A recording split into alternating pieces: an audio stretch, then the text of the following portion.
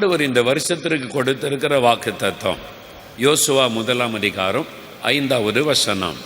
நான் மோசையோடு கூட இருந்ததைப் போல உன்னோடும் கூட நான் இருப்பேன். ஆண்டவர் கொடுத்த வாக்கு தத்துவம், நான் உன் கூட இருப்பேன். மோசையோடு நான் எப்படி இருந்தேனோ அப்படியே உன் கூட நான் இருப்பேன் என்று ஆண்டவர் நமக்கு வாக்கு கொடுத்திருக்கிறார். மோசையோடு ஆண்டவர் எப்படி இருந்தார்? ஒரு தகப்பனை போல ஆண்டவர் மோசையோடு கூட இருந்தார். உபாகமம் 1ஆம் அதிகாரம் 31ஆம் வசனத்தை வாசிக்கும் போது நாம் அதை அறிந்து கொள்ள முடியும். ஒரு தகப்பன் பிள்ளையை சுமந்து கொண்டு போவதைப் போல ஆண்டவர் அவர்களை சுமந்து கொண்டு வந்தார் என்கிற காரியம் எழுதப்பட்டிருக்கிறாரு. மோசையோடு கூட ஒரு தகப்பனாக ஆண்டவர் இருந்து அழகாக அவர் வழி நடத்தினார். அப்போ நம்ம கூட ஆண்டவர் ஒரு தகப்பனை போல நேசிக்கிறவராக, நம்மீது கரிசனை உள்ளவராக, நம்மை தூக்கி சுமக்கிறவராக, நம் தேவைகளை சந்திக்கிறவராக நம்மோடு கூட இருக்கிறார். பாருங்கள், இஸ்ரவேல் மக்கள் வனாந்தரத்தில் நடந்தபோது அவருடைய உணவுக்காக வானத்தில் இந்த மன்னாவை பொழிந்தருளிய பண்ணினார். அவருடைய தாகம் தீர்க்க கண்மலையிலிருந்து தண்ணீரை புறப்பட பண்ணினார். ஆண்டவர் அவளை பாதுகாத்து நடத்தினார். பகலிலே மேகஸ்தம்பம், இரவிலே அக்னி ஸ்தம்பத்திலே முன்னடந்து பாதுகாத்து ஒரு தகப்பனை போல அவளை தாங்கி நடத்தினார். ஒரு தகப்பனாக கூட இருந்தார். அதே ஆண்டவர் நம்மோடு கூடவும் ஒரு தகப்பனாக இருந்து நடத்த அவர் விரும்புகிறார். அதுதான் அவருடைய வாக்கு தத்துவம். 2வது யாத்திராகமம் 33:11 வாசிக்கும் போது, ஒருவன் தன் சிநேகிதனோடு பேசுவதைப் போல கர்த்தர் மோசையோடு முகமுகமாய் பேசினார் என்று ஆண்டவருடைய வார்த்தை சொல்லுகிறார். ஒரு நல்ல சிநேகிதனாக, நல்ல ஃப்ரெண்டாக ஆண்டவர் மோசையோடு கூட இருந்தாராம். 2 பேரும் பேசும்போது ஏதோ ஆண்டவரும் ஒரு சாதாரண மனிதனும் பேசுவதை போல அல்ல, 2 சிநேகிதர்கள் உட்கார்ந்து பேசுவதை போல ஆண்டவரும் மோசையும் பேசுகிறார்கள். எவ்வளோ ஒரு அற்புதமான அனுபவம் பாருங்கள். ஆண்டவர் நம்முடைய சிநேகிதன், இயேசு நம்முடைய சிநேகிதனாக இருக்க விரும்புகிறார். ஆபிரகாம் தேவனுடைய சிநேகிதன் எனப்பட்டான் என்று யாக்கோபு 2:23 வாசிக்கிறோம். கர்த்தர் இறங்கி வந்து ஆபிரகாமோடு உட்கார்ந்து பேசுவாராம். ஆதியாகமம் 18:33 வாசிக்கும் போது ஆபிரகாமோடு பேசி முடித்த பின்பு ஆண்டவர் எழுந்தருளி போனார் என்று வாசிக்கிறோம். 2 பேரும் உட்கார்ந்து பேசிக்கிட்டே இருப்பாங்க, சம்பாஷிப்பார்கள். ஆபிரகாம் பேசுவார், அப்புறம் கர்த்தர் கேட்பார். கர்த்தர் பேசுவார், ஆபிரகாம் கேட்பார். அதுதான் அந்த மாதிரி ஒரு ஐக்கியம். நாம் போய் 1 மணி நேரம் ஜெபிக்கிறோன்னா நம்மளே எல்லாம் ஜெபம் பண்ணி முடிச்சுட்டு ஆமீன் முடிச்சுட்டு வந்து விடுவதல்ல. நாம் தேவனோடு பேசுவது, தேவன் நம்மோடு பேசுவது, நாம் ஆண்டவரோடு பேசுவது, ஆண்டவர் நம்மோடு பேசுவது, சம்பாஷிப்பது. அந்த மாதிரி ஒரு ஐக்கியம், அந்த மாதிரி ஒரு அனுபவத்தை ஆண்டவர் நமக்கு கொடுக்க விரும்புகிறார். நாம் ஒரு தப்பான எண்ணம் கொள்ளுகிறோம், அதெல்லாம் ஊழியக்காரங்க கிட்ட ஆண்டவர் பேசுவார், இந்த மாதிரி ஊழியக்காரங்க வரம் பெற்றவங்க வல்லமை உள்ளவங்க அப்படின்னு நாம் அப்படி நினைத்து விடுகிறோம். நான் ஒரு சாதாரண விசுவாசி தானே, நான் ஒரு ஸ்கூலில் வேலை செய்கிறேன், நான் ஒரு ஸ்டூடெண்ட்டாக இருக்கிறேன், நான் ஒரு பிஸ்னஸ் மேனாக இருக்கிறேன், ஒரு ஆஃபீஸில் வேலை செய்கிறேன், என்கிட்டலாம் ஆண்டவர் பேசுவாரா என்ற தவறான எண்ணம் கொள்ளுகிறோம். ஆண்டவருக்கு பட்சபாதமே கிடையாது. ஆபிரகாம் முழு நேர ஊழியக்காரன் அல்ல, ஏனோக்கோடு கர்த்தர் நடந்தார். ஏனோக்கு முழு நேர ஊழியக்காரன் அல்ல, ஒரு குடும்பஸ்தனாக அவன் குழந்தைகளை பெற்று வளர்த்தான் என்று வேதத்திலே வாசிக்கிறோம். அவனோடு கூட கர்த்தர் பேசினார், பழகினார், நடந்தார் என்பதாக வசனம் சொல்லுகிறாரு. ஆண்டோடைய விருப்பமே நம்ம கூட நெருங்கி பழகணும், ஒரு ஃப்ரெண்ட்ஷிப் வைத்து கொள்ளணும், நம்மோடு ஆண்டவர் பேசணும்னு கர்த்தர் விரும்புகிறார். நாமும் விரும்பி அந்த அனுபவத்துக்குள்ளே வரணும். மோசையை போல ஒரு சிநேகிதனாக ஆண்டவரை சொந்தமாக்கி கொள்ளணும். இயேசு சீசர்களை பார்த்து சொல்லும்போது, இனிமேல் நான் உங்களை சீசர்கள் என்று அழைப்பது இல்லை, நான் உங்களை என் சிநேகிதர் என்று அழைக்கிறேன் என்று ஆண்டவர் பேசுகிறார். அந்த நிலைமையிலிருந்து ஃப்ரெண்ட்ஷிப், ஃப்ரெண்ட்ஸ் என்கிற நிலைமைக்கு ஆண்டவர் அவளோடு கூட பேசுகிறார். அப்போ ஆண்டவர் இயேசு எனக்கு நல்ல ஃப்ரெண்டாக இருக்கிறார் என்று சொல்லி ஆண்டவரோடு பழகுகிற அந்த அனுபவத்திற்குள்ளே நாம் வர வேண்டும் என்று கர்த்தர் விரும்புகிறார். மோசையோடு அப்படித்தான் ஆண்டவர் இருந்தார், நம்மோடும் கூட அப்படி இருக்க ஆண்டவர் விரும்புகிறார். அது மாத்திரம் அல்ல, யாத்திராகமம் 34:10 வாசிக்கும் போது ஆண்டவர் மோசையோடு கூட அதிசயங்களை செய்கிறவராய் இருந்தாராம், அதிசயங்களை செய்கிற தேவனாய். ஆகவே தான் மீகாம் 7:15 சொல்லும்போது, எகிப்து தேசத்திலிருந்து புறப்பட்ட நாளில் நான் அதிசயங்களை செய்ததை போல உங்களை அதிசயங்களை காண பண்ணுவேன். இந்த மோசையை கொண்டு அநேக அதிசயங்களை ஆண்டவர் செய்தார். கடலை 2ஆக பிளக்கும்படி செய்கிறார், கண்மலையிலிருந்து தண்ணீரை புறப்படும்படி பண்ணுகிறார். ஒரு மேகஸ்தம்பம் அக்னி ஸ்தம்பத்திலே வழி நடத்துகிறார். ஆகாரம் வேண்டுமென்று சொல்லும்போது மன்னாவை பொழிந்தருளுகிறார். எங்களுக்கு இறைச்சி சாப்பிட வேண்டும் என்று கேட்டபோது காடைகளை கொண்டு வந்து குவிக்கிறார். அதிசயங்கள், ஏராளமான அதிசயங்களை கண்டார்கள். மோசையோடு கூட அதிசயங்களை செய்கிற தேவனாய் ஆண்டவர் இருந்தார் என்பதாக வசனம் சொல்லுகிறாரு. அப்போ இந்த வருஷத்துல உங்க வாழ்க்கையில் அதிசயங்கள் நடக்க போகிறாரு. அதிசயங்களை செய்கிறவராய் கூட இருக்கிறார். உன்னுடைய பிள்ளைகள் காரியத்தில் அதிசயம் நடக்கும். உன்னுடைய வியாபாரத்திலே அதிசயம் நடக்கும். உன்னுடைய படிப்பிலே அதிசயம் நடக்கும். உன்னுடைய ஊழியத்திலே அதிசயம் நடக்கும். அதிசயங்களை செய்கிறவராய் நான் கூட இருக்கிறேன் என்று ஆண்டவர் சொல்லுகிறார். இதான் மோசையோடு கூட நான் இருப்பேன் என்று சொன்ன காரியம். ஒரு பக்கம் தகப்பனாக, இன்னொரு பக்கம் சிநேகிதனாக, இன்னொரு பக்கம் அதிசயங்களை செய்கிற தேவனாய் மோசையோடு கூட கர்த்தர் இருந்தார். அதே விதமாய் நான் உன் கூட இருப்பேன் ஆண்டவர் சொல்லுகிறார். எவ்வளவு பெரிய பாக்கியம்! அல்லேலூயா! ஆண்டவரே, நீர் என்னோடு இருக்கிறதற்காய் ஸ்தோத்திரம்னு சொல்லுங்க. மோசையோடு இருந்ததை போல என்னோடு இருக்கிறதற்காய் ஸ்தோத்திரம். தினமும் நீங்க அதை சொல்லி அந்த வாக்குத்தத்தத்தை உரிமையாக்கி கொள்ளணும். அந்த வாக்குத்தத்தத்தை உங்களுக்கு சொந்தமாக்கி கொள்ளணும். அந்த வாக்குத்தத்தத்தை சொல்லி நீங்க ஜெபம் பண்ணி அந்த ஆசீர்வாதத்தை சொந்தமாக்கி கொள்ளணும். அதற்கு தான் மறுபடியும் உங்களுக்கு அதை ஆண்டவர் ஞாபகப்படுத்துகிறார். நான் மோசையோடு இருந்ததை போல உன்னோடும் கூட நான் இருப்பேன் என்று ஆண்டவர் உங்களுக்கு வாக்கு கொடுக்கிறார். எனக்கு பிரியமானவர்களே, அவர் எந்த நாளில் கூட இருப்பார்? ஞாயிற்றுக்கிழமை மட்டும் கூட இருப்பாரா? ஞாயிற்றுக்கிழமை தானே கர்த்தருடைய நாள், ஜெபம் பண்ணுகிற நாள், ஆலயத்துக்கு போகிற நாள். அப்போ மட்டும் கூட இருப்பாரா? இல்லை. ஒரு நாளின் 24 மணி நேரமும் கூட இருப்பார். ஒரு வாரத்தின் 7 நாட்களும் கூட இருப்பார். வருஷத்தின் 365 நாட்களும் உங்க கூட இருப்பார். வாழ்நாள் முழுவதும் உங்களோடு கூட இருப்பார். அந்த மாதிரி ஒரு அற்புதமான தேவன். சரி, மோசையோடு கூட இருப்பேன், நான் இருந்ததை போல உங்களோடு இருப்பேன்னு சொல்றாரு. மோசையோடு கூட ஆண்டவர் இருக்க காரணம் என்ன? இன்னைக்கு ஒரே ஒரு காரியத்தை மாத்திரம் உங்களோடு பகிர்ந்து கொள்ளுகிறேன். இன்னொரு நாள் அடுத்த ஒரு காரியத்தை நான் பகிர்ந்து கொள்ளலாம். ஆண்டவர் என்ன சொல்றார் பாருங்களேன். எண்ணாகமம் 12ஆம் அதிகாரத்தில் ஒரு சம்பவம் நிகழ்கிறாரு. மோசைக்கு விரோதமாக ஆரோனை மிரியாம எழும்புறாங்க. ஒரு பிரச்சனை வரும்போது கர்த்தர் வந்து மோசைக்காக பேசுகிறார். ஆண்டவர் இறங்கி வந்து பேசும்போது என்ன சொல்றார் பாருங்க. எண்ணாகமம் 12ஆம் அதிகாரம் 6, 7, 8 வசனங்கள் நான் வாசிக்கிறேன். அப்பொழுது கர்த்தர், என் வார்த்தைகளை கேளுங்கள். உங்களுக்குள்ளே ஒருவன் தீர்க்கதரிசியாயிருந்தால் கர்த்தராகிய நான் தரிசனத்தில் என்னை அவனுக்கு வெளிப்படுத்தி சொப்பனத்தில் அவனோடே பேசுவேன். என் தாசனாகிய மோசையோ அப்படிப்பட்டவன் அல்ல. என் வீட்டில் எங்கும் அவன் உண்மை உள்ளவன். நான் அவனுடன் மறைபொருளாக அல்ல, முகமுகமாகவும் பிரத்யட்சமாகவும் பேசுகிறேன். அவன் கர்த்தரின் சாயலை காண்கிறான் என்று ஆண்டவர் மோசையை குறித்து கர்த்தர் ஒரு சாட்சி கொடுக்கிறார். ஆண்டவர் சொல்லுகிறார், ஒரு தீர்க்கதரிசியா இருந்தா நான் அவன்கிட்ட பேசுவேன். தரிசனத்தில் என்னை வெளிப்படுத்தி பேசுவேன். சில சமயம் சொப்பனத்தில் நான் பேசுவேன். ஆனால் மோசே கிட்ட அப்படி கிடையாது. மோசே என் தாசனாகிய மோசே, நான் அவன்கிட்ட அப்படி பேசுவதல்ல, முகமுகமாய் நேரடியாக ஃபேஸ் டு ஃபேஸ் நான் அவனோடு பேசுகிறேன். கர்த்தருடைய சாயலை அவன் காண்கிறான். இது ஆண்டவர் சொல்லுகிற சாட்சி. மோசே வந்து சொல்லலை, கர்த்தர் என்கிட்ட பேசுகிறார், கர்த்தருடைய சாயலை பார்க்குறேன், நான் யார் தெரியுமா, ஆண்டவருக்கு எனக்குள்ள தொடர்பு என்ன தெரியுமா. மோசே பேசலை. கர்த்தர் சாட்சி கொடுக்கிறார் மோசையை குறித்து, என் தாசனாகிய மோசே, அவனோடு நான் முகமுகமாய் பேசுகிறேன். என்னுடைய சாயலை அவன் காண்கிறான், என்னுடைய குரலை அவன் கேட்கிறான். ஆண்டவரே சாட்சி கொடுக்கிறார். அந்த அளவிற்கு ஆண்டவர் சாட்சி கொடுக்கக்கூடிய அளவிற்கு தேவனோடு நெருக்கமாய் வாழ்ந்தவர் மோசே.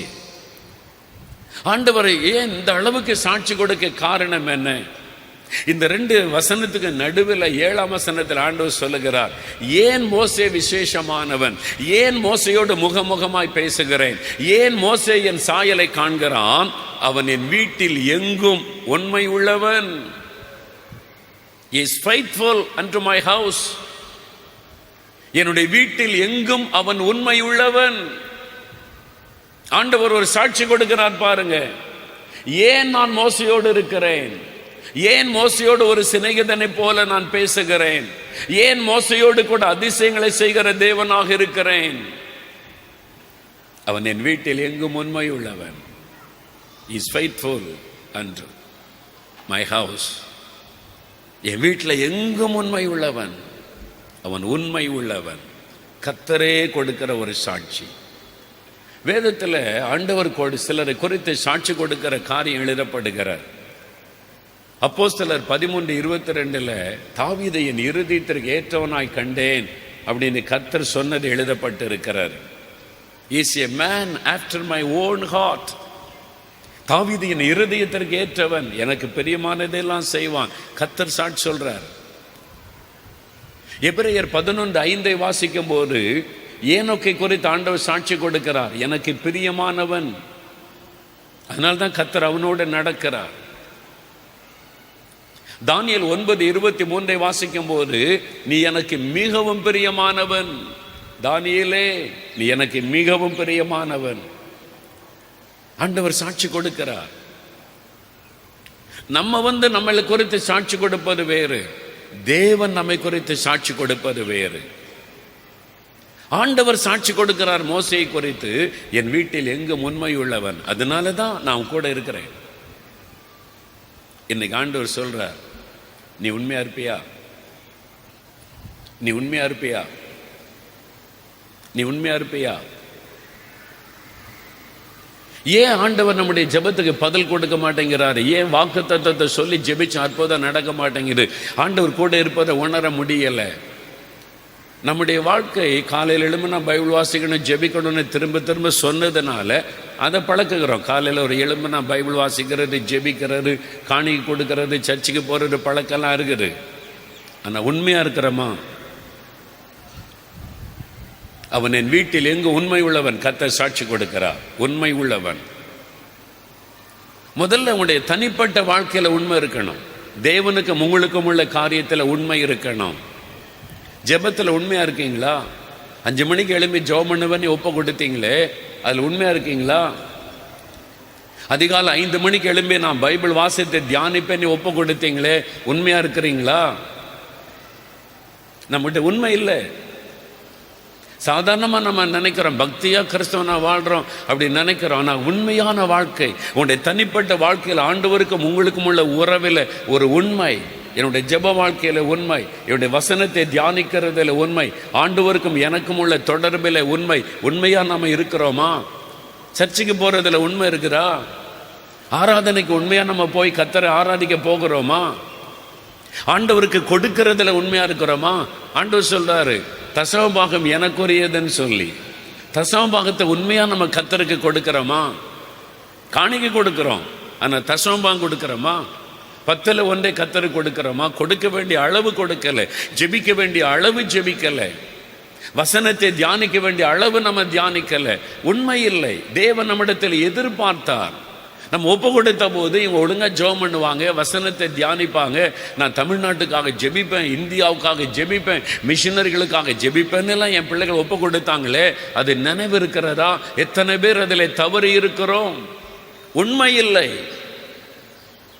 பக்தி இருக்குது, விசுவாசம் இருக்குது, ஆவிக்குரிய அனுபவம் இருக்குது, அந்நிய பாஷை இருக்கிறது. ஆனால் தேவனிடத்தில் ஒப்பு கொடுத்த காரியத்தில் உண்மையோடு நாம் நடந்து கொள்ளுகிறோமா? யோசித்து பாருங்க. உண்மையா நம்ம இருக்கிறோமா? எத்தனை காரியத்தில் நம்ம தவறு இருக்கிறோம், அல்லது தவறி விட்டோமே என்கிற உணர்வு நமக்குள்ள இருக்கிறதா? ஐயோ, நான் உண்மை இல்லாம நடந்து கொள்ளுகிறேனே, அந்த உணர்வாவது நமக்குள்ள இருக்கிறதா? தேவன் அதை பார்க்கிறார். யோசித்து பாருங்க. இன்றைக்கு அந்த காரியத்தில் ஒரு பூரண அர்ப்பணிப்பு நம்ம செய்யணும், ஒரு பூர்ணமான தீர்மானம் பண்ணணும். உங்களுடைய குடும்பத்துக்குள்ள உண்மை இருக்குதா? உங்க கணவனுக்கு நீங்க உண்மையா இருக்கீங்களா? உங்க மனைவிக்கு நீங்க உண்மையா இருக்கீங்களா? உங்க பெற்றோருக்கு நீங்க உண்மையா இருக்கிறீங்களா? உங்களுடைய பிள்ளைகளுக்கு நீங்க உண்மையா நடந்து கொள்றீங்களா? யோசித்து பாருங்கள். உங்க வீட்டுக்குள்ள உண்மை இல்லாத ஒரு சூழ்நிலை, ஏமாற்றுகிற சூழ்நிலை, கணவன் மனைவிக்குள்ள ஏமாற்றுகிற ஒரு சூழ்நிலை, கணவனுக்கு தெரியாம எத்தனை காரியம் மனைவி செய்கிறது, மனைவிக்கு தெரியாம புருஷனுடைய காரியம், ஒரு வீட்டுக்குள்ளேயே உண்மையற்ற ஒரு தன்மை காணப்படுகிறது. யோசித்து பாருங்க. உண்மையா உங்களுடைய மனைவியை நேசிக்கிறீங்களா? ஒரே வீட்டுக்குள்ள ஒரே பைபிளை கையில் வச்சுக்கிட்டு பேசுகிறதே இல்லை. மனைவிகிட்ட பேசி எத்தனை நாள் ஆச்சு? புருஷன்கிட்ட பேசி எத்தனை நாள் ஆச்சு? ரெண்டு பேரும் ஒரே கூட்டத்துக்கு, திறப்பின் வாட்சவத்துக்கு, மனைவி இந்த பக்கமாக வர்றது, புருஷன் இந்த பக்கமாக வர்றது. இந்த பக்கம் பஸ் ஏறி மனைவி போயிடுவாங்க, இந்த பக்கம் பஸ் ஏறி புருஷன் போயிடுவாங்க. ரெண்டு பேரும் ஒரே பைபிள், ரெண்டு பேரும் ஒரே இடத்துல ஜெபம், ஆனால் பேசிக்கொள்வதில்லை. உண்மை இல்லை. உன்னுடைய வாழ்க்கையில் உண்மை இல்லை. ஏமாற்றுகிற ஒரு காரியம். உன்னுடைய வாழ்க்கையில் இயேசு வெளிப்படலை, உன்னுடைய வாழ்க்கையில் வசனம் வெளிப்படவில்லை, வாழ்க்கையில் ஆண்டவருடைய வசனத்தை நம்ம வாழ்ந்து காண்பிக்கவில்லை. ஏமாற்றி கொண்டிருக்கிறோம், உண்மை இல்லாமல் நடந்து கொள்ளுகிறோம். நம்முடைய அன்புல உண்மை இருக்கிறா? உங்க வீட்டுக்கு வர்ற மருமகள், அது பேரே பாருங்க, மருமகள், டாட்டர் இன் லா. சட்டத்தின் பிரகாரம் மகள் அவன் தானா? டாட்டர் இன் லா, மருமகள். உண்மையா உங்க மருமகளை மகளை போல நேசிக்கிறீங்களா? இருதயத்தில் கை வச்சு கர்த்தருக்கு முன்னால சொல்லுங்க பார்ப்போம்.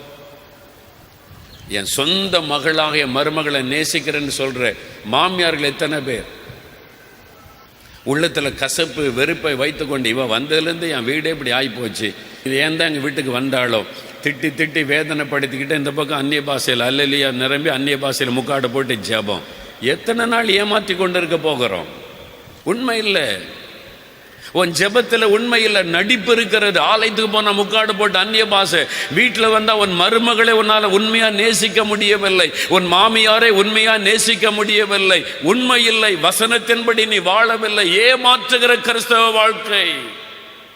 வெறும் அனுபவத்தை சொல்லி கொண்டிருக்கிறோம். அந்நிய பாஷையில பேசுறேன், கர்த்தர் தரிசனம் கொடுக்கிறார், என்ன பிரயோஜனம்? மோசே அப்படி கிடையாது. மோசே ஏமாற்றுகிறவன் அல்ல, அவன் உண்மை உள்ளவன். கர்த்தர் சாட்சி கொடுக்கிறார். உங்களை பார்த்து ஆண்டவர் சொல்ல முடியுமா அப்படி? என் மகள் உண்மை உள்ளவள். அவருடைய அன்பு உண்மையான அன்பு, ஏமாற்றுகிற அன்பு அல்ல. தன் மருமகளை மகளை போல நேசிக்கிறாள், தன் மாமியாரை தாயை போல நேசிக்கிறாள். இந்த புருஷன் தன்னுடைய மனைவியை உண்மையாய் நேசிக்கிறான், ஏமாற்றுவதில்லை. பெற்றோரை ஏமாற்றுகிற பிள்ளைகள். உண்மை இல்லை. உங்களை நம்புகிற பெற்றோரை நீங்க ஏமாத்துறீங்க. உங்களை நம்பி உங்களுக்காக பிரயாசப்படுகிற தாய் தகப்பனை ஏமாற்றுகிறீங்க. அந்த கூட்டத்தில் வந்தா மாத்திரம் நல்ல ஜெபம். ஆண்டவர் சொல்றார், மோசே அப்படி கிடையாது, உண்மை உள்ளவன். உன்னுடைய தனிப்பட்ட உறவு, ஆண்டவரோடு உள்ள உறவில் உண்மையா இருக்கணும். உன்னுடைய ஃபேமிலி லைஃப்ல உண்மையா இருக்கணும். உன்னுடைய சமுதாய வாழ்க்கை வேலையில உண்மையா இருக்கணும். தானியேல் 6ஆம் அதிகாரம் 3ஆம் வசனத்தில் சொல்லப்படுகிறது, தேசத்தின் விசாரிப்பிலே தானியேலை குற்றப்படுத்தும்படி அவனுடைய எதிராளிகள் அவனை நோக்கி பார்க்கிறாங்க. தானியேல்கிட்ட என்ன குற்றம் கண்டுபிடிக்கலாம்? அவனுடைய வேலையில குற்றம் கண்டுபிடிக்கிறாங்க. அவன் உண்மை உள்ளவனாய் இருந்தபடியால் அவன் மேல் சுமத்த யாதொரு குற்றத்தை கண்டுபிடிக்க முடியவில்லை. வசனம் சாட்சி கொடுக்கிறாரு.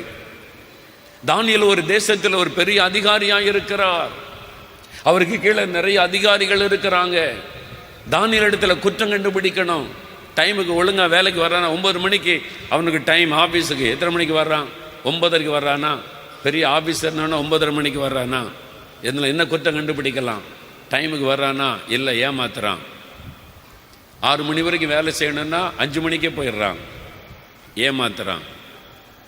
தானியேல் இடத்துல கண்டுபிடிக்க பார்த்தா கண்டுபிடிக்க முடியல.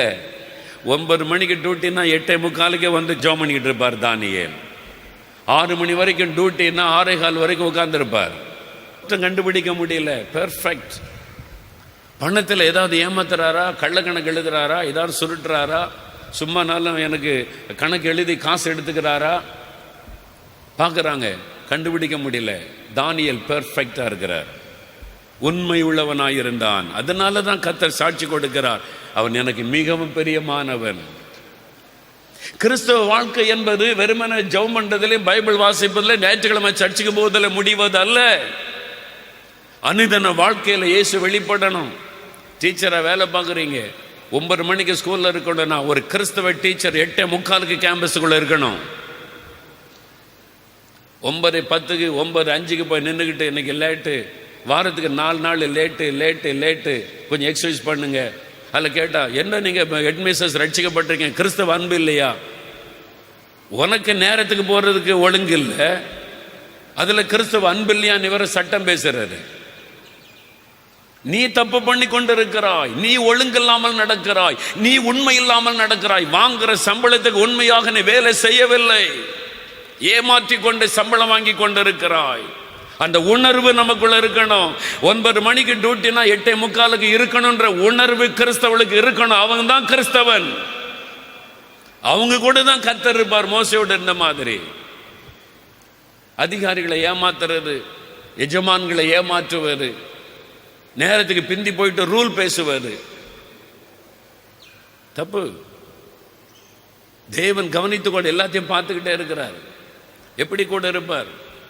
ஆனா ஜெபம்னு சொல்லிட்டா மட்டும் துள்ளிடுவாங்க. அப்படியே இந்த ஏமாற்றுதலை கர்த்தர் பார்த்து மயங்குவதில்லை. உங்களுடைய லைஃப் எப்படி இருக்கிறாரு? வேலையில் உண்மையா இருக்கீங்களா? ஒரு நாள் 5 நிமிஷம் பிந்தி போயிட்டு அவனுடைய மனசாட்சி வாதிக்கணும். ஐயோ ஆண்டவரே நான் தப்பு பண்ணிட்டேன், அந்த உணர்வு இருக்கணும். உண்மையா இருக்கணும். வேலையில உங்களை நம்பி ஒரு பொறுப்பு கொடுத்திருந்தா அதுல எவ்வளவு உண்மையா நீங்க இருக்கணும். உண்மை உள்ளவன் தான் பரிபூரண ஆசீர்வாதத்தை பெறுவான். வசனம் சொல்லுகிறாரு, உண்மை உள்ள மனுஷன் பரிபூரண ஆசீர்வாதம் பெறுவான். உங்க கையில கொடுத்திருக்கிற பொறுப்பில் உண்மை, வேலையிலே உண்மை. உங்களை நம்பி ஒரு டீச்சர் வேலை கொடுத்திருக்கிறாங்க, உங்களை நம்பி கேஷியரா வச்சிருக்கிறாங்க, உங்களை நம்பி உங்களுக்கு இந்த பொறுப்பு கொடுக்கப்பட்டு இருக்கிறது. அதுல உண்மையா இருக்கிறோமா? ஆண்டவர் சாட்சி கொடு, மோசே உண்மை உள்ளவன். உங்களை பற்றி என்ன யோசித்து பாருங்க. பிஸ்னஸ் பண்றீங்களே, பிஸ்னஸ்ல உண்மை இருக்குதா? வரி கட்டுறமா ஒழுங்கா? ரோமர் 13 அதிகாரம் சொல்லுது, யாருக்கு போலீஸ் செலுத்தணுமோ செலுத்தணும், யாருக்கு வரி செலுத்தணுமோ செலுத்தணும். நில வரி, வீட்டு வரி, என்ன வரி கவர்மெண்ட் கொடுக்க சொல்லுகிறதோ வட்டி வரி கட்டணும். வரி அரசாங்கத்தை ஏமாற்றுகிறவர்கள் ஆண்டவரை ஏமாத்துறவங்க. அதுல உண்மை இருக்குதா? நம்முடைய வாழ்க்கையில பிசினஸ்ல உண்மையா இருக்கிறோமா? ஏமாற்றி பிசினஸ் பண்ணுவது தப்பு. எப்படியும் சம்பாதிக்கலாம், அப்படி அல்ல. நியாயமான சம்பாத்தியம், அநியாய சம்பாத்தியம் கர்த்தருக்கு அருவருப்பானது. அநியாய சம்பாத்தியம் கூடாது, நியாயமான சம்பாத்தியம். உடைய வருமானத்தில் உண்மை இருக்கணும், உடைய பிஸ்னஸில் உண்மை இருக்கணும், அரசாங்கத்துக்கு செலுத்த வேண்டிய வரியை கரெக்டாக செலுத்தணும், ஒழுங்காக டேக்ஸ் கட்டணும். அவன் தான் கிறிஸ்தவன். அவன் கூட தான் ஆண்டவர் இருப்பார். நீ அரசாங்கத்தையே ஏமாத்தினா ஆண்டவரை என்ன ஏமாற்ற மாட்டேன்னு என்ன நிச்சயம்? காண்கிற அரசாங்கம், இவ்வளோ அதிகாரி போட்டு கவனிக்கிற அரசாங்கத்தை நீ ஏமாத்துறிய, அப்போ கர்த்தரை நீ எப்படி ஏமாத்தாம இருப்ப? ஒவ்வொரு சின்ன காரியத்தில் நீங்கள் கவனம் செலுத்தணும். தேவ பிள்ளைகள் பிரயாசம் 100% முடிய. பாடும்போது பிரதர் சொன்னாங்க, அந்த வார்த்தை அதிகமாய் தொட்டது, என்னை ரொம்ப அதிகமான கவர்ந்து கொண்ட ஒரு வசனம். நான் உண்மை இல்லாதவனாக இருந்தாலும் கர்த்தர் உண்மை உள்ளவராக இருக்கிறார். அந்த வசனம் அடிக்கடி நான் சொல்லி ஜெபம் பண்ணுவேன். அவங்க சொல்லும் போது எனக்கு அழுகையே வந்து விட்டாரு. ஆனால் உண்மையா இருக்க பிரயாசமாக படணும். நிறைய கிறிஸ்தவர்களுக்கு அந்த உணர்வே இல்லை. உண்மையா இருக்கிறது கஷ்டம்தான் அந்த உலகத்தில் சொன்னாலும் நீ பிரயாசப்படணும், நீ முயற்சி பண்ணணும். உண்மையா இருக்க நான் முயற்சி பண்ணுகிறேன். அந்த மாதிரி ஒரு வாழ்க்கையை தேவன் பார்க்கிறார். அதை பற்றி உணர்வே இல்லாமல் நாம் இருக்கக்கூடாது. நான் உங்களுக்கு பிரசங்கம் பண்ணுகிறேன், நான் 100க்கு 100 100% உண்மையா இருக்கிறேன் அப்படி நான் சொல்ல முடியாது. ஆனால் உண்மையாக இருக்க முயற்சி பண்ணுகிறேன், பிரயாசப்படுகிறேன், அதற்காக ஜெபம் பண்ணுகிறேன், அதற்காக அர்ப்பணித்துக் கொள்ளுகிறேன். உண்மையாக இருக்க கூடுமான வரைக்கும் நான் பிரயாசப்படுகிறேன். சில கிறிஸ்தவங்க பிரயாசப்படுவதே இல்லை, அதை பற்றி யோசிப்பதே இல்லை. அப்படி இருக்கக்கூடாது. உண்மையா இருக்க பிரயாசப்படணும். சர்ச்சு 9 மணிக்கு ஆராதனை, 9:30 மணிக்கு மெதுவாக வீட்டில் தலை செய்விட்டு இருப்பாங்க. பிள்ளைகள் கூப்பிடும், பைபிள் அம்மா வாங்கம்மா சர்ச்சுக்கு நேரம் ஆயிட்டேன்னா. இப்போ தான் பாட்டு பாடுவாங்க, காணிக்கை எடுக்கிறதுக்குள்ளே போயிடலாம். அந்த சின்ன பிள்ளை கூட உணர்வுக்கு 9 மணிக்கு சர்ச்சை ஆரம்பிச்சிருவாங்க. போகணுன்னா 9:30 மணிக்கு தான் இவங்க தலை சேவிக்கிட்டு காணிக்கை எடுக்கிறதுக்கு டைம் இருக்குது, போயிடலாம். பிரசங்க நேரத்துக்குள்ளே போயிடலாம். ஒரு சர்ச்சுக்கு போகிற காரியத்தில் கூட நமக்கு உண்மை இல்லை. ஆண்டவருடைய பிரசன்னமாச்சே, 9 மணிக்கு ஆராதனைக்கு போகணுமே, ஒரு 8:45 நம்ம போய் சர்ச்சில் உட்காந்து ஜெபிக்கலாம். அந்த உணர்வே நமக்கு இல்லை. அந்த உண்மையா இருக்கணுன்ற எண்ணமே நமக்கு இல்லை. 9 மணி ஆராதனை, 10:30 மணிக்கு சிலர் சர்ச்சுக்கு வர்றாங்க. 10:30 மணிக்கு என்னைக்கோ ஒரு நாள் ஒரு சூழ்நிலை அப்படி ஆயிட்டு பரவாயில்லை. சிலர் வழக்கமா 10 மணிக்கு மேல தான் வருவாரு, சிலர் வழக்கமா 10:30 தான் வருவாரு. நீங்க எப்படி நடந்து கொள்ளுகிறீர்கள்? தேவன் அதை கவனிக்கிறார். ஒரு சர்ச்சுக்கு போற காரியத்தில் கூட உனக்கு உண்மை இல்லையே, அதற்காக நீ பிரயாசப்படவில்லையே, அதற்காக நீ முயற்சி எடுக்கவில்லையே. ஆண்டவரே, நான் 9 மணிக்கெல்லாம் சர்வீஸுக்கு போயிடணும், உங்களுடைய ஆலயத்தில் போய் உட்காரணும். காணிக்கை கொடுப்பதில்லை உண்மை. பிரயாசப்படுங்க, முயற்சி பண்ணுங்க. ஆண்டவருக்கு தசமபாகத்தை நான் எப்படியாவது கொடுத்துடணும். ஆண்டவரே, உம்முடைய ஊழியத்துக்கு நான் கொடுத்துடணும், உம்முடைய ஆலயத்தில் தசமபாகத்தை கொண்டு செலுத்திடணும், ஊழியங்களை தாங்கணும். அந்த உணர்வு நமக்கு இருக்கணும். முயற்சியாவது பண்ணணும். நான் உண்மையாக இருக்க பிரயாசப்படுறேன், என்னால் எவ்வளோ முடியுமோ நான் உண்மையாக இருக்க முயற்சி, அந்த முயற்சி நமக்குள்ள இருக்கணும். நிறைய பேருக்கு அது கூட இல்லை.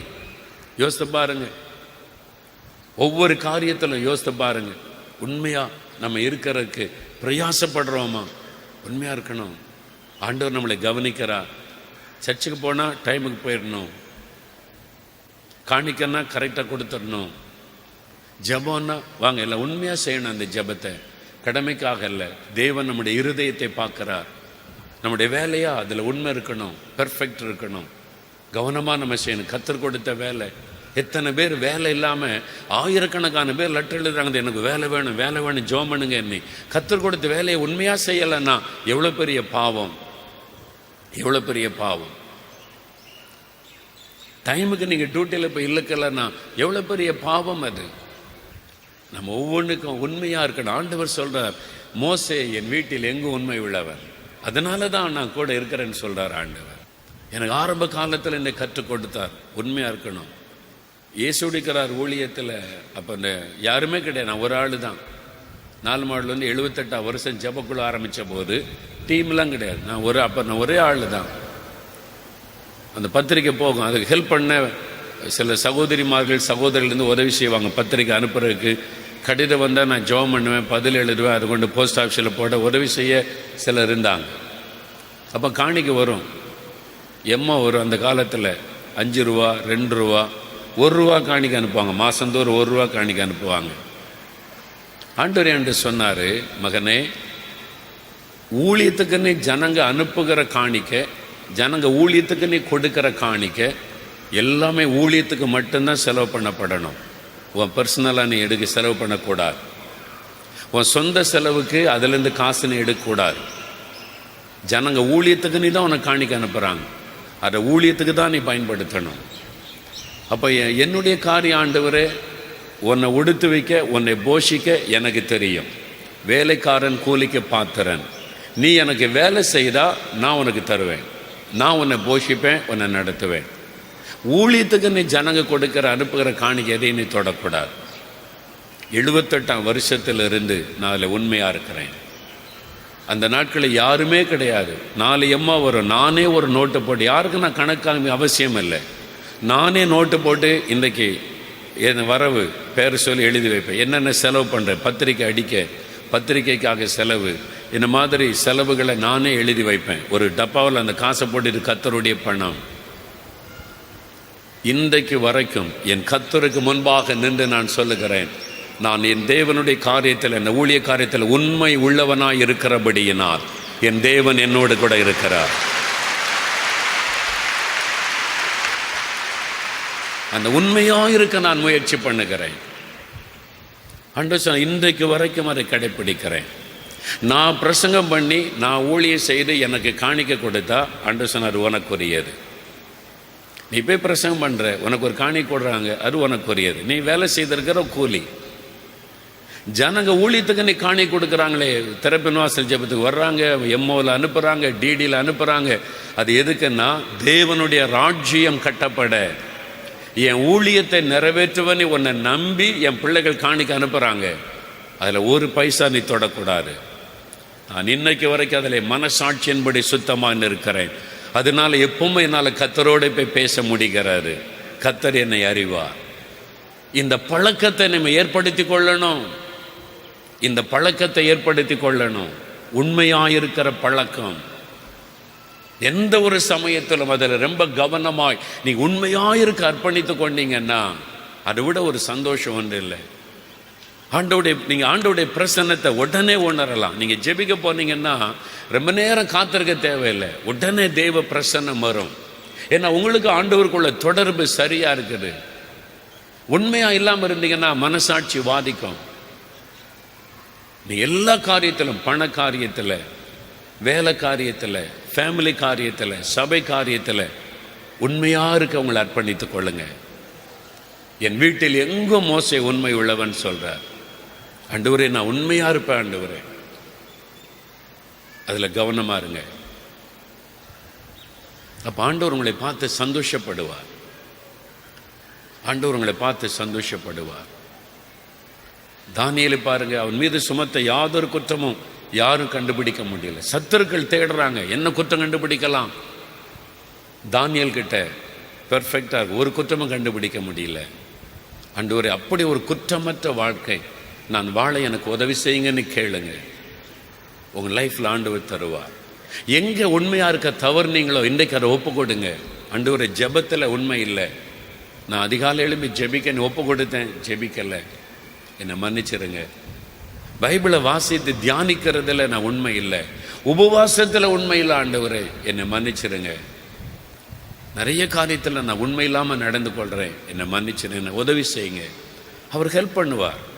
ஆண்டவர் அப்படியே ஸ்ட்ரிக்டா சர்வாதிகாரி மாதிரி சேர் போட்டு உட்காந்து கம்ப வச்சுக்கிட்டு தப்பா பண்ண வா இங்க நெல்லு அந்த மாதிரி நடத்துகிற அவர் தகப்பன்.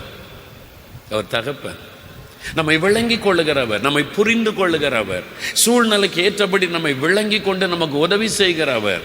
நீங்க ஆண்டவர்கிட்ட போய் சொல்லுங்க, என்னால் இதுல முடியல, எனக்கு உதவி செய்யுங்க ஆண்டவரே, இதுல உண்மையா இருக்க எனக்கு கஷ்டமா இருக்குது, எனக்கு உதவி செய்யுங்க, இதுல நான் பலவீனமா இருக்கிறேன், எனக்கு ஹெல்ப் பண்ணுங்க. அவர் விளங்கி கொண்டு உதவி செய்வார். அவர் புரிந்து கொள்ளுகிற ஒரு நல்ல தகப்பன். பிரியமானவர்களே, நம்மகிட்ட அவர் எதிர்பார்க்கிறது உண்மைதான். உண்மையா இருக்கிறதுக்கு ஹைதராபாத் மீட்டிங் போயிருந்தேன், ஒரு வாரம் அங்கே 4 நாள் மீட்டிங்கு, அப்புறம் 12 மணி நேரம் உபவாச ஜெபம், அதுக்கு இடையில அந்த ஒரு நாள் கேப் இருந்துச்சு, அதுலேயும் மீட்டிங். ரொம்ப தொடர்ந்து அலைச்சல், டயர்ட் ஆகி திரும்பி வரும்போது திருச்சியில் ஒரு உபவாச ஜெபம் சபைகளுக்காக செய்ய வேண்டியது இருந்தது. ஆண்டவே வேறு வழி கிடையாது, அதுக்கும் போயிட்டு நடுராத்திரி வந்து சேர்ந்தேன். ரொம்ப டயர்டாக சோர்ந்து போய் பலவீனப்பட்டு வந்து சேர்ந்தேன். அடுத்த நாள் ஜோமலையில் போய் பிரசங்கம் பண்ணணும். என்னை விட்டு அந்த நாள் முழுதும் தூங்கியிருப்பேன். நான் அவ்வளோ டயர்டு இருந்தது. லீவ் எடுத்துடலாமா நினச்சேன் நான். ஆனால் இல்லை, ஜனவரி மாதம் முதல் திறப்பின் வாசல் ஜெபமலையில் ஜனங்க அவளோடு வருவாங்க. ஆண்டவரே இந்த மக்கள் நான் ஏமாத்திடக்கூடாது, எனக்கு பலன் இருக்க வரைக்கும் நான் போகிறேன். நடுராத்தில் படுத்துட்டு காலையில் எழும்ப நேரம் ஆயிடுச்சு. 5 மணிக்கு எழும்பி ஜெபிக்க முடியல, 5 மணிக்கு எழும்பி காத்திருக்க முடியலை. கொஞ்சம் பிந்தி தான் எழும்பினேன். அவசரமாக குளித்து புறப்பட்டு ரெடி ஆகி காரில் போகும்போது தான் ஜெபம் பண்ணேன். காரில் போகும்போது தான் பைபிள் வாசி ஜெபிச்சு, அதையும் தூங்கி கொஞ்ச நேரம் தூங்கிட்டேன். அப்படி எனக்கு மனசாட்சி வாதித்தேன், என்ன ஆண்டவரே நான் காலையில் ஜெபிக்கலை, காலையில் எழும்பி காத்திருக்கலை, இந்த ஜனங்களுக்காக நான் போதுமான அளவு ஜெபிக்கலை ஆண்டவரே. ஜெபமலையில் தாகத்தோடு மக்கள் வருவாங்க, என்னால் முடியலையே, என்னால் முடிஞ்ச அளவுக்கு பிரயாசப்பட்டேன், எனக்கு இந்த மாதிரி முடியலையேன்னு சொல்லி பைபிள் வாசி ஜெபிச்சுக்கிட்டேன்னா காரில் தூங்கிட்டேன். அப்புறம் திடீர்னு விழிப்பு வந்தது. அப்படி தான் போய் சேர்ந்த ஜெபமலைக்கு.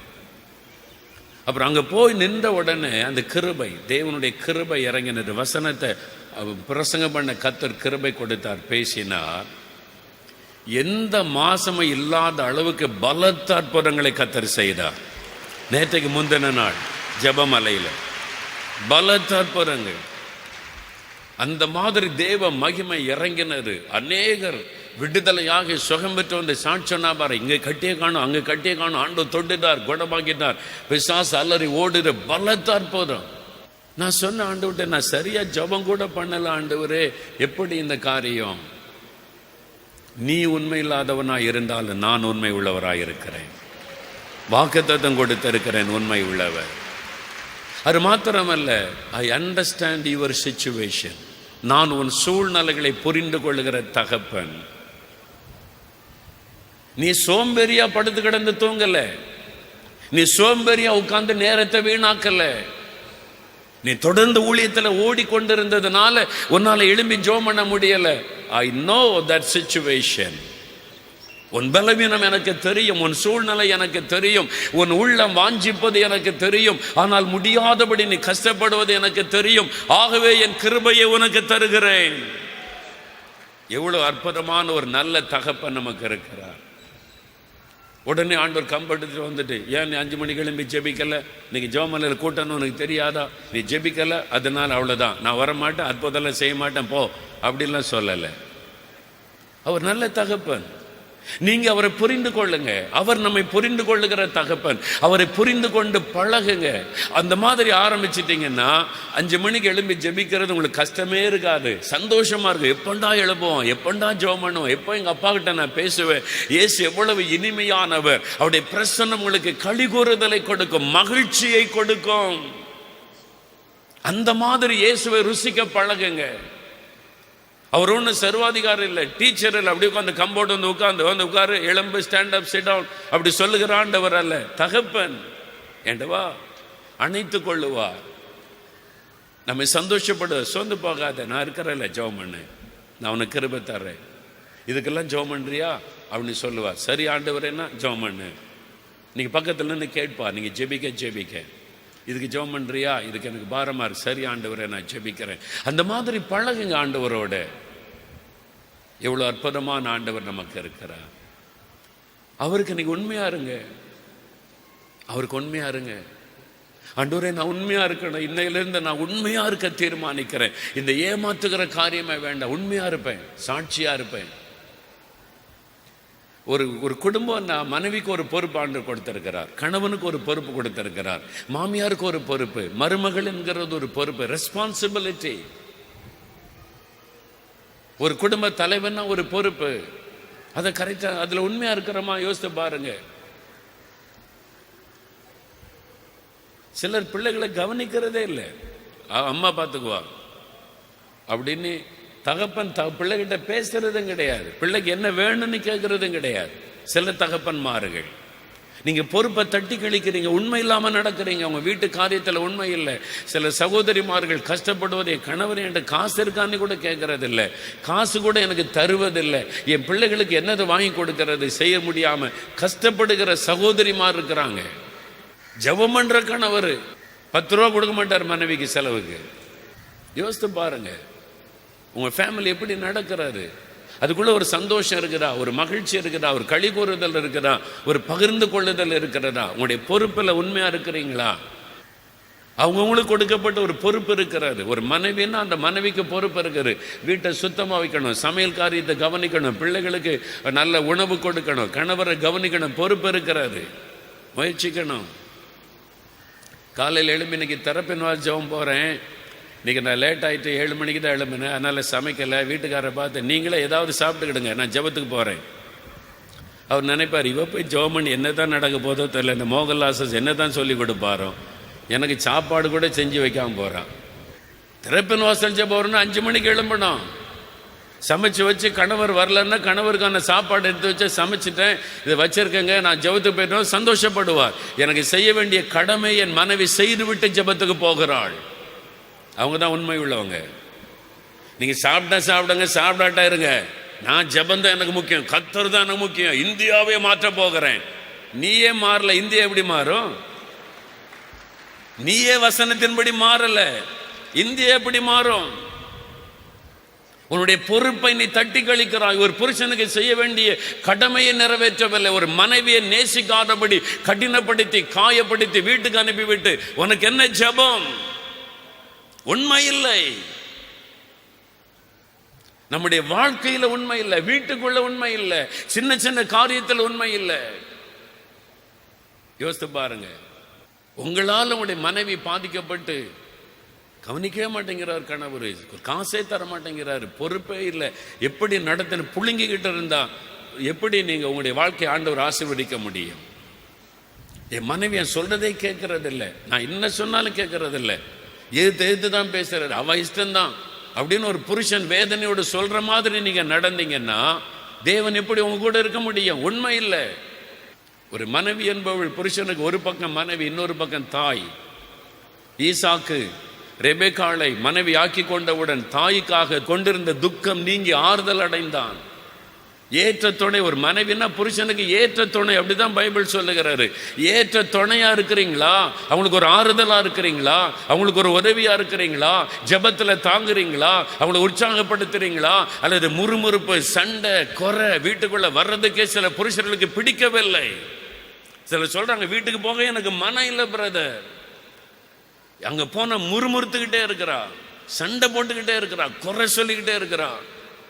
ஆனா ஜெபத்துல முதல் ஆளா வந்துருவா. அவங்க ஜெபத்துக்கு சாட்சி இல்லை, உண்மை இல்லை. ஆண்டவர்கிட்ட எனக்கு சொல்லுவோம், ஆண்டவரே என்கிட்ட உண்மையை நீர் எதிர்பார்க்கிறீர், நான் உண்மையா இருக்க என்னை ஒப்பு கொடுக்கிறேன். பிரயாசப்படுவார். 100க்கு 100 முடியலைன்னா கூட முயற்சி எடுப்பார். நான் பிரயாசப்படுறேன் ஆண்டவரே, உண்மையா இருக்க நான் பிரயாசப்படுறேன். சில சமயம் என்னால் முடியல, எனக்கு உதவி செய்யுங்க. அது உணரணும். வசனத்தின்படி ஆண்டவர் சொல்றார் பாருங்க, என் தாசனாகிய மோசே என் வீட்டில் எங்கு உண்மை உள்ளவன் தெரியுமா? நான் தான் அவன்கிட்ட முகமுகமா பேசுறேன்னு சொல்லுகிறார். எவ்வளவு அற்புதமான ஆண்டவர். உங்களை பார்த்து சொல்லணும், என் மகள் எனக்கு உண்மை உள்ளவள், என் மகன் எனக்கு உண்மை உள்ளவன். நான் சொல்றபடியே செய்வான், வசனத்தின்படியே வாழுவான். அவன் உண்மையா இருப்பான், உண்மையா இருப்பாள். ஆண்டவர் சொல்லணும். அப்போ பாருங்க, ஒரு பெரிய சந்தோஷம். நம்ம எல்லாரும் எழுந்து நிற்போம்.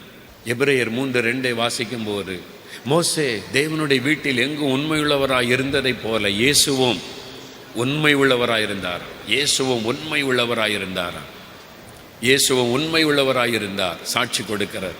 அவரை போல நம்ம உண்மை உள்ளவரா இருக்கணும். இயேசுவே நீர் உண்மை உள்ளவராய் இருந்தீரே, நானும் உண்மை உள்ளவனா இருக்கணும். உண்மை உள்ளவனுக்கு வேதத்தில் ஒரு வசனம் சொல்லப்படுகிறது பாருங்க. யோவான் 7:18 இயேசுவே சொல்லுகிறார், சுயமாய் பேசுகிறவன் தன் சுய மகிமையை தேடுகிறான், தன்னை அனுப்பினவரின் மகிமையை தேடுகிறவன் உண்மை உள்ளவனாய் இருக்கிறான்.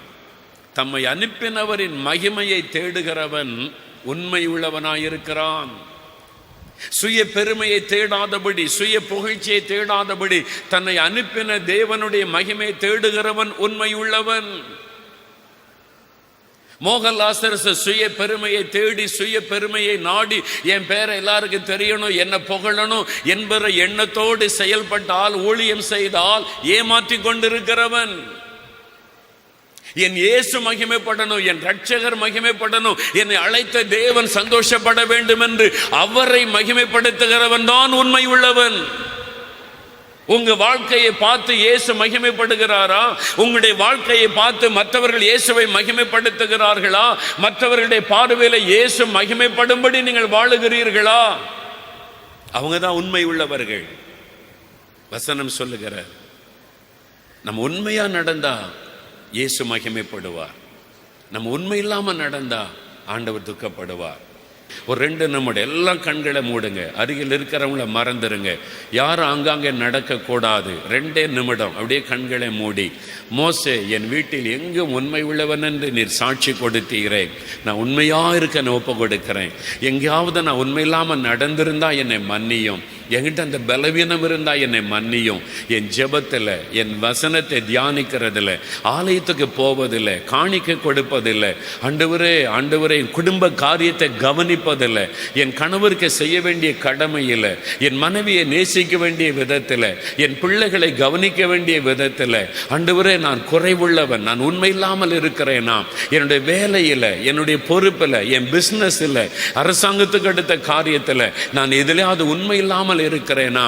அப்படியே சோதிச்சு பாருங்க. ஆண்டவரே உண்மையுள்ள இருதயத்தை எனக்கு தாரும், உண்மையுள்ள இருதயத்தை எனக்கு தாரும், என்னை உண்மை உள்ளவனாக மாற்றும், என்னை உண்மை உள்ளவன் என்று எண்ணி இந்த கனமான ஊழியத்திற்கு தெரிந்து கொண்டீரே, நான் உண்மை உள்ளவனா இருக்கணுமே, உண்மை மாத்திரம் நான் மகிமைப்படுத்தணுமே, என் பெருமைக்காக நான் ஊழியம் செய்யக்கூடாது, என் பேர் பிரஸ்தாபத்திற்காக நான் ஊழியம் செய்யக்கூடாது, இயேசுவை நாம பிரஸ்தாபத்திற்காக மட்டுமே நான் ஊழியம் செய்யணும். ஆண்டவரே நான் உண்மை உள்ளவனா இருக்கணும், நான் உண்மை உள்ளவளா இருக்கணும்.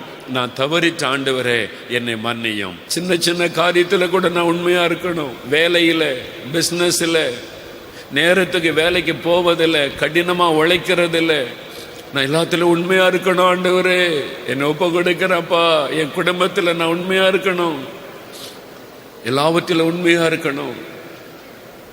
இன்னைக்கு ஆண்டவர் என்கிட்ட பேசுகிறார். என் உள்ளத்தை தொடுகிறார். என்னை நான் ஒப்பு கொடுக்கிறேன், உண்மையாக இருக்க ஒப்பு கொடுக்கிறேன். அப்படி சொல்கிறவங்க இந்த வலதுகரம் உயர்த்துங்க. ஆண்டவர் என்னோடு பேசுகிறார், என் குற்றத்தை எனக்கு உணர்த்துகிறார். நான் எங்கே தவறி இருக்கிறேன், எங்கே நான் உண்மையாக இருக்கணுன்றதை கர்த்தர் காண்பித்து விட்டார். அப்படி சொல்கிறவங்க வலதுகரம் உயர்த்துங்க. ஒரு நிமிடம் ஜெபம் பண்ணுங்க. ஆண்டவரே, என்னை மன்னியும், என்னை பரிசுத்தப்படுத்தும், எனக்கு உதவி செய்யும், உண்மையாய் நடக்க எனக்கு உதவி செய்யுங்க. ஆண்டவரே, உண்மையாய் நடக்க எனக்கு உதவி செய்யுங்க, உண்மையாய் இருக்க எனக்கு உதவி செய்யுங்க. ஆண்டவரே, நான் உண்மை இல்லாதபடி ஏமாற்றுகிறவளாக நான் இருக்கிறேன். என்னை மன்னியும், மன்னியும், மன்னியும். ஆண்டவரே, என்னை மன்னியும், என்னை கழுவும், உம்முடைய இரத்தத்தினால கழுவும். இந்த நாள் முதல் நான் உண்மையாயிருக்க என்னை ஒப்பு கொடுக்கிறேன். என் ஜெபத்தில், வேதத்தை தியானிப்பதில், சர்ச்சைக்கு போவதில், காணிக்கை கொடுப்பதில், ஊழிய காரியத்தில், என் குடும்பத்தை கவனிக்கிறதில், என் கணவருக்கு கீழ்ப்படிவதில், என் மனைவியை நேசிப்பதில், என் பிள்ளைகளுக்கு அடுத்த காரியத்தில், என் வேலையில், என் பிஸ்னஸில், என் ஊழியத்தில் உண்மையாயிருக்க ஒப்பு கொடுக்கிற ஆண்டவரே, ஒப்பு கொடுக்கிற ஆண்டவரே, என்னை மன்னிச்சிருங்க ஆண்டவரே. இந்த நாள் முதல் நான் உண்மையாயிருக்க ஒப்பு கொடுக்கிறேன். நான் தவறிவிட்டேன், என்னை மன்னிங்க, தவறிவிட்டேன், என்னை மன்னிங்க. உங்க ரத்தத்தினால என்னை கழுவுங்க, கழுவுங்க ஆண்டவரே, என்னை கழுவுங்க. Thank you, thank you, thank you. ஆவியானவர், ஆவியானவர் மாற்றுவீராக, மறுரூபப்படுத்துவீராக. ஆவியானவர் மறுரூபப்படுத்துவீராக. உண்மை உள்ளவர்களாய் மாற்றி விடுவீராக. ஒவ்வொருவரையும் உண்மை உள்ளவர்களாய் மாற்றி விடுவீராக, உண்மை உள்ளவர்களாய் மாற்றி விடுவீராக. கர்த்தரப்படி செய்ததற்காய் நன்றி ஆண்டவரே. உண்மையான இருதயத்தை தந்து விட்டீர், உமக்கு நன்றி. கவனிங்க, என் சரீரத்தில் கட்டிகள் இருக்கிறது. கேன்சர் கட்டி, டிபி கட்டி, என் கழுத்தில் கட்டி இருக்குது, தலையில் கட்டி இருக்குது, சிலருடைய கண்ணுக்குள்ள கட்டி இருக்குது, அது உறுத்தி கொண்டே இருக்கிறாரு. மூக்குக்குள்ள கட்டி இருக்கிறாரு, மூச்சு விட முடியல. மார்பில் கட்டி இருக்குது, வயிற்று பகுதியில் கட்டி, கர்ப்பப்பையில் கட்டி. என் சரீரத்தில் அப்படி கட்டி இருக்குதுன்ற கை வைத்துங்க, நல்ல கை வைத்துங்க. நிறைய பேர், நூற்றுக்கணக்கான பேர் இருக்கிறீங்க. இப்போ ஆண்டவர் உங்கள் ஜெபத்தை கேட்டு அர்ப்பணம் செய்ய போகிறார். கட்டி உள்ள இடத்துல கை வைங்க. அந்த இடத்துல மார்பில் அல்லது வயிற்றில் அல்லது கர்ப்பப்பை அந்த ஏரியாவில் அல்லது கண்ணில் அல்லது தலையில் கழுத்தில் எந்த இடத்துல கட்டி இருக்கிறதோ கை வைங்க. 2 நிமிஷம். இப்போ இயேசுடைய கரம் உங்கள் மேலே அமரப்போகிறார். இயேசுவே என்னை தொடும். நீங்கள் கேட்க போகிறீங்க, இயேசுவே என்னை தொடும். அவ்வளோதான், இயேசுவே என்னை தொடும். இந்த கட்டி மறையட்டும், இந்த கட்டி மறையட்டும். நீங்கள் உண்மையாக இருக்க ஒப்பு கொடுத்ததுனால அற்புதம் நடக்க ஆரம்பித்து விட்டார். அற்புதம் நடக்க ஆரம்பித்து விட்டார். ஆண்டோடைய வல்லமை இப்பொழுதே இறங்க ஆரம்பித்து விட்டார். ஆம், இயேசுடைய பெரிய கரம் நீட்டப்பட்டிருப்பதை நான் பார்க்கிறேன். அந்த கரத்திலிருந்து வல்லமை புறப்பட்டு வருகிறது. சிலருக்குள்ள அக்னியாக அந்த வல்லமை இறங்குகிறது. ஒரு நெருப்பு போல வல்லமை இறங்குகிறது. இயேசுவின் நாமத்தில் கட்டிகள் மறைந்து போவதாக. கேன்சர் கட்டிகள் மறைந்து போவதாக. டிபி கட்டிகள் இயேசுவின் நாமத்தில் மறைந்து போவதாக. இயேசுவின் நாமத்தில் கர்ப்பப்பையில் இருக்கிற கட்டிகள் மறைந்து போவதாக. மார்பில் இருக்கிற கட்டிகள் இயேசுவின் நாமத்தில் கரைந்து மறைந்து போவதாக. கழுத்தில் இருக்கிற கட்டிகள் மறையட்டும். டிபி கட்டிகள் மறையட்டும் இயேசுவின் நாமத்தில். ஆண்டவரே, தலையில் இருக்கிற கட்டிகள் இயேசுவின் நாமத்தில் மறையட்டும். மூக்குக்குள்ள இருந்து மூச்சு விட முடியாதபடி கலங்க பண்ணுகிற கட்டிகள் மறையட்டும். கண்ணுக்குள்ள இருக்கிற கட்டிகள் மறையட்டும். ஒருவருடைய காதுக்குள்ள கட்டி அது வலியை உண்டாக்கி கொண்டே இருக்கிறாரு. இயேசுவின் நாமத்தில் அந்த கட்டி மறைந்து போவதாக. கால்களில் உண்டான கட்டி மறையட்டும். தலைக்கு உள்ள இருக்கிற கட்டி மறையட்டும் இயேசுவின் நாமத்தில். அந்த வலி விலகட்டும், எடுத்து போடுவீராக. இயேசுவின் நாமத்தில் சுகம், இயேசுவின் நாமத்தில் சுகம், இயேசுவின் நாமத்தில். அப்படியே கரமயத்தை இயேசுவே ஸ்தோத்திரம் சொல்லுங்க. என்னை தொட்டதற்காய் ஸ்தோத்திரம், கட்டியை மறைய பண்ணினதற்காய் ஸ்தோத்திரம், விடுதலை கொடுத்து விட்டதற்காய் ஸ்தோத்திரம், இயேசுவே ஸ்தோத்திரம். இப்போ அடுத்து ஜெபிக்க போகிற எலும்புகள் பாதிக்கப்பட்டவங்க, ஜாயிண்ட்டுகளில் வலி, ஆர்த்ரைட்டிஸ், நடக்க முடியல, முழங்காலில் வலி, காலில் வீக்கம், எலும்புகளை தொட போகிறார். வலி உள்ள இடத்துல கை வைங்க அல்லது இருதயத்தில் கை வைத்து கொள்ளுங்க. எங்கே வலி இருக்குதோ, ஜாயிண்டில், தோளில் அல்லது அந்த கையில் கை வைங்க, அல்லது மார்பில கை வைத்துக் கொள்ளுங்க. எல்லாரும் இயேசுவின் நாமத்தை சொல்லுங்க. இயேசுவின் நாமத்தில் சுகம். அப்படி சொல்லணும். இயேசுவின் நாமத்தில் சுகம். இயேசுவின் நாமத்தில் சுகம் உண்டாகட்டும். இயேசுவின் நாமம், அந்த பெயரை சொல்லுங்க. இயேசுவின் நாமம், இயேசுவின் நாமம். நசரேயனாக இயேசுவின் நாமத்தில் எலும்புகளுக்குள்ளே வல்லமை இறங்குவதாக. எலும்புகளுக்குள்ளே இயேசுவின் சுகமளிக்கிற வல்லமை இறங்குவதாக. ஜாயிண்டுகளிலே காணப்படுகிற வலிகள் இயேசுவின் நாமத்தில் விலகுவதாக. ஆர்த்தரைட்டிஸ் இயேசுவின் நாமத்தில் விலகி போவதாக. பொல்லாத ஆர்த்தரைட்டிஸ் வியாதியை கொண்டு வருகிற பொல்லாத ஆவியே, இயேசுவின் நாமத்தில் உன்னை கடிந்து கொள்ளுகிறேன். ஆர்த்தரைட்டிஸை கொண்டு வருகிற பொல்லாத சாத்தானே, இயேசுவின் நாமத்தில் உன்னை கடிந்து கொள்ளுகிறேன். அவருடைய சரீரத்தை விட்டு உன் கையினை எடு. இப்பொழுது விரல் எலும்புகளிலே சுகம் உண்டாகட்டும். விரல்களிலே சுகம் உண்டாகட்டும். முழங்கையிலே சுகம் உண்டாகட்டும். மணிக்கட்டிலே சுகம் உண்டாகட்டும். இயேசுவின் நாமத்தில் தோள் பகுதியிலே சுகம் உண்டாகட்டும். அந்த கழுத்து எலும்பிலே சுகம் உண்டாகட்டும். ஸ்பைனல் கார்டில் இருக்கிற வலி மறைவதாக. முதுகு தண்டிலே வலி மறைவதாக. ஸ்பைனல் கார்டில் இருக்கிற வலி மறையட்டும். வாய் திறந்து இயேசுவே ஸ்தோத்திரம் சொல்லுங்க. இயேசுவே ஸ்தோத்திரம். வாய் திறந்து சொல்லுங்க. இயேசுவே உமக்கு ஸ்தோத்திரம். என் எலும்புகளை தொடுகிறதற்காய் ஸ்தோத்திரம். என் எலும்புகளை குணமாக்குகிறதற்காய் ஸ்தோத்திரம். முதுகு எலும்பில் சுகம் வருகிறது. கை எலும்புகளில் சுகம் வருகிறது. எல்லா எலும்பில் இருக்கிற வலிகளும் மறையட்டும் இயேசுவின் நாமத்தில். எப்படி கரம் உயர்த்துங்க. இயேசுவே ஸ்தோத்திரம் சொல்லுங்க. எல்லாரும் வாய் திறந்து நல்ல ஸ்தோத்திரம் பண்ணு. இயேசுவே கொடுத்த சுகத்திற்காய் ஸ்தோத்திரம், கொடுத்த விடுதலைக்காய் நன்றி. ஆமென். எனக்கு 6 வருஷமா கட்டி இருந்தது. 2 வருஷத்துக்கு முன்னாடி செக் பண்ணேன். அப்போ செக் பண்ணிட்டே இருப்பேன். அடிக்கடி கண்ணில் தண்ணி வடிச்சிட்டே இருக்கும். எங்க கட்டி இருந்தது? இந்த ரைட் கண்ணில். இந்த கண்ணுல 6 வருஷமா இருந்தது. 2 வருஷத்துக்கு முன்னாடி செக் பண்ணும்போது ஆபரேஷன் பண்ணணும்னு சொல்லிட்டாங்க. இன்னைக்கு என்ன நடந்துச்சு? 2 கண்ணிலையும் கை வச்சு ஜெபம் பண்ணிட்டு இருக்கும்போது அந்த கட்டி அப்படியே கொஞ்சம் கொஞ்சமா கரைஞ்சு அப்படி தண்ணியே அப்படி வெளியில வந்துருச்சு. எனக்கு பெரிய அல்லேலூயா. முதுகுல சின்ன கட்டி இருந்தது. முதுகுல ரொம்ப நாளா வலியாவோட இருக்கும். எத்தனை வருஷமா? 1 வருஷமா இருந்தது. 1 வருஷமா இருந்தது. இப்ப சடனா நீங்க பிரேயர்ல சொல்லுங்க, கை வச்சு பிரேயர் ஒண்ணுமே தெரியல. ஒண்ணுமே இல்ல. பாருங்க, ஒரு எக்ஸைட்மெண்டோட சொல்றாரு. கட்டியே இல்ல. 1 வருஷமா அந்த கட்டி வலிச்சுக்கிட்டே இருக்கும். கட்டி இல்ல. ஆண்டவர் மறைய பண்ணிட்டார். அல்லேலூயா சொல்லுங்க. 1 வருஷமா வயிற்று வலி இருந்துட்டு இருந்தேங்க. அப்போ நான் சும்மா தான் வயிற்று வலிக்கு வேலைக்கு போகிறேன், வயிற்று வலிக்கு நினச்சிட்டு இருந்தேன். அப்புறம் 2 மாதத்துக்கு முன்ன போய் செக்அப் பண்ணங்காட்டி வயிற்றுல நீர் கட்டி வைக்கினாங்க. நீர் கட்டி இருக்கு. கர்ப்பப்பை எடுக்கணுன்னாங்க. அப்போ நான் சொன்னேன், நீங்கள் உருவாக்கின இந்த சரீரம் நான் கர்ப்பப்பையில் எடுக்க மாட்டேன் ஏசப்பா, நான் உங்கள்கிட்ட ஒப்படைச்சிட்டேன். நீங்கள் தான் அப்படின்னு வந்தீங்க. சுகத்தை கொடுக்கணும். Okay okay. இப்போ என்ன நடந்தது அது சொல்லுங்க. இப்போ எனக்கு பின்னாடி யாரோ தள்ளி விட்ட மாதிரி இருந்தது. ஓ, ஜெபிக்கும் போது யாரும் உங்களை தள்ளி விட்ட மாதிரி? அப்படியே வளைஞ்சிட்டுங்க. அப்போ தொட்டு பார்த்தா வலி இல்லை. வலி இல்ல. இந்த கர்ப்பப்பையில் இந்த கட்டி ஆண்டவர் மறைய பண்ணிட்டார். அல்லேலூயா. கட்டி இருக்குது. எங்க? நாடியில இருந்துச்சு. இந்த கழுத்துல எத்தனை வருஷமா? 7 மாசம். ஓ, 7 மாசமா இருந்துச்சு. இல்லை, கட்டியாவே இருந்துச்சு. எவ்வளவு சைஸ் இருக்கும்? ஒரு கோலிக்கா சைஸ்ல அந்த கட்டி இருந்தது. இப்போ என்ன நடந்தது? இப்போ நீங்க சொன்னபோது தடை வாருங்க, நெல் தடை பார்த்தா இல்லை கட்டி. ஓ, ஜெபிச்ச பிறகு தடை பார்த்தா இல்ல, கட்டிய காணல. எனக்கு இப்போ ஒரு 3 மாசமா வயிற்றுல கட்டி வீங்கிக்கு போய் 3 மாசம் வீக்கமா இருக்கும். ஆமாம், வீக்கமாக இருந்தது. நானும் ஆஸ்பத்திரிக்கு ஒரு 20 ஊசிக்கு மேலே போட்டேன், 100 மாத்திரைக்கு மேலேயும் சாப்பிட்டேன். ஸ்கேன் அடித்து பார்த்தேன், ஒன்றும் இல்லைன்ட்டாங்க. எக்ஸ்ரேல ஒன்றும் இல்லைன்ட்டாங்க. அப்புறம் எங்கள் வீட்டு பக்கத்தில் ஒரு அக்கா இங்கே வருவாங்க. இதான் நான் ஃபஸ்ட்டு முதல் வந்ததுனால நான் இங்கே வந்தோன்னு எனக்கே ஒரு சந்தோஷம். எதிர்பாராத இந்த மாதிரி நான் பார்த்தது கிடையாது. நான் உள்ளூர் சர்ச்சுக்கும் போயிருக்கிறேன். இப்போ கை தொட்டி பார்த்த உடனே எனக்கு நல்லா கிளீனாக குணமாயிடுச்சு. நல்லா கிளீனாக இல்ல வேலம்மாளை ஆண்டவர் தொட்டு குணமாக்கிட்டு ரொம்ப அற்புதங்கள் செய்வாங்க. இதெல்லாம் கட்டி இருந்து எதுல? கழுத்துலையா? எவ்வளவு காலமா? எத்தனை வருஷம்? 1 வருஷம் போல இருந்துச்சு. இப்ப என்ன நடந்துச்சு? ஜெபிக்கும் போது ஜெர்மனி முடிச்சு பார்க்கும்போது இல்லையா? கட்டி இல்லையா? நல்லா பாருங்க, கை வச்சு பாருங்க. இல்லையா? 1 வருஷமா இந்த கட்டி இல்லையா, காணாம போயிட்டு இந்த தம்பி சொல்றான். அல்லேலூயா. எனக்கு நவம்பர் மாதத்தில் இந்த குறுக்கில் ஒரு பிடியம், இடுப்பில் ஒரு பிடியமாக இருந்தது. அப்போது நான் எண்ணெய்கள் போட்டு அப்படியே இருந்தேன். ஆனால் கழிஞ்ச வாரத்துலேயும் என் வீட்டில் அதை டெஸ்ட்டு பண்ண போங்க, என் நண்பர்கள் எல்லாரும் சொன்னாங்க டெஸ்ட்டு பண்ணி பார்த்துருவோம் அப்படின்னு சொல்லிட்டு சொன்னாங்க.